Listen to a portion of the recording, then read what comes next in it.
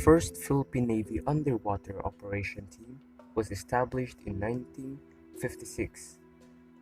Interestingly, history is a little vague to what the unit was created for.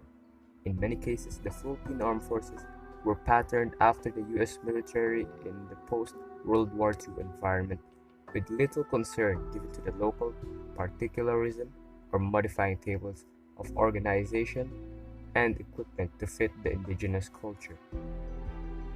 That said, piracy was and is a security concern in the Philippines that necessitates a maritime capability. Thus, the first 6 UOT members were drawn from the Philippine Marine. During these humble beginnings, these naval commandos had little more in terms of equipment than utility shorts, and they were often used as maintenance divers to repair ships rather than their doctrinal role of underwater demolitions. Many nations have misused their special operations soldiers as VIP security, and the Philippines was no exception during these early years. In 1979, Underwater Operation Groups was then reorganized into the Special Warfare Group. During the 70s, the SEALs finally began to show what they brought to the table. In 1973, 13 SEALs infiltrated a fortified camp in Basilan, prepping the objective for the army and police to come in and finish it off. The SEALs proved themselves during the Mindanao campaign and came to be recognized by the AFP as a formidable force.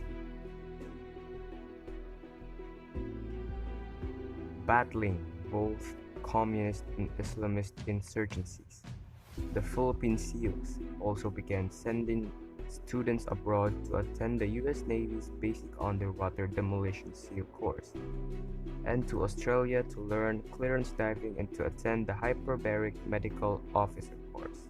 Today, there are 11 SEAL detachments, many forward deployed to operational areas.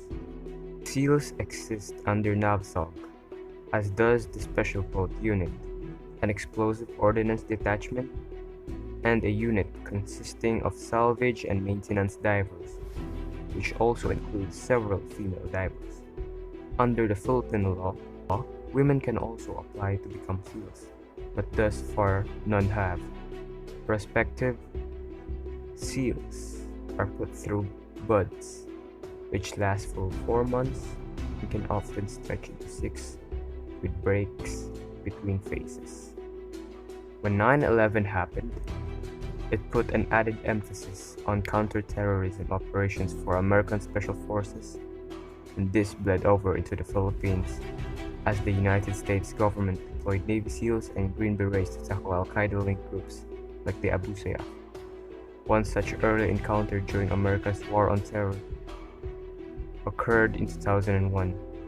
A 22-hour firefight erupted between SEALs belonging to the NAVSOG Special Unit 6, Company of Marines, Special Forces Riverine Unit, and approximately 100 Abu Sayyaf fighters.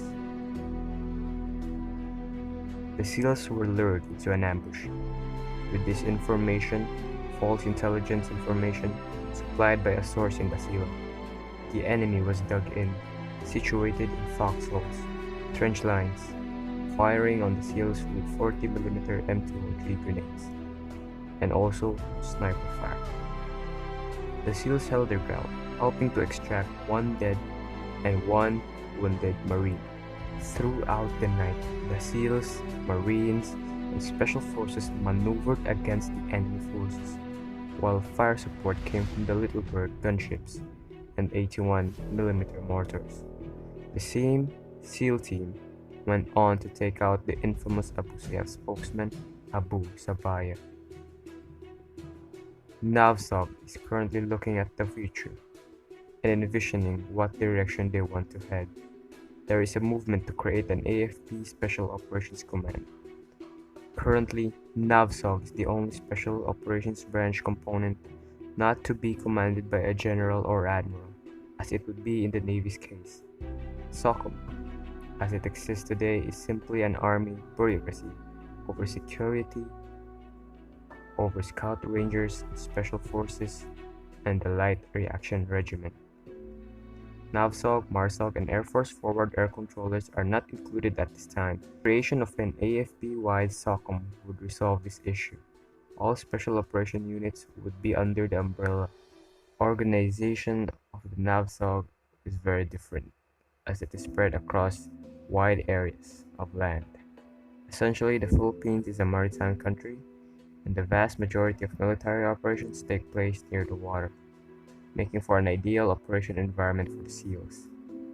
Because of this, NAVSOG also conducts many operations with the Marines, but they have developed a positive relationship with Special Forces, Scout Rangers, and the Light Reaction Regiment in recent.